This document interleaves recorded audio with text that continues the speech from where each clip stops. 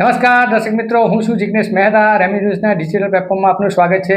જોઈએ આજના મુખ્ય સમાચાર.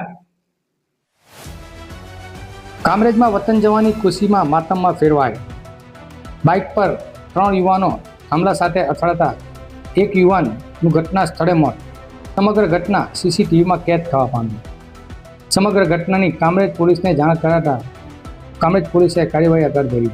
બાઇક પર સવાર 3 પટકાયા હતા. 3 પૈકી લાલજી કોલ નામના યુવકને ગંભીર ઈજા થતાં મોત. સમગ્ર ઘટના સીસીટીવીમાં કેદ થઈ.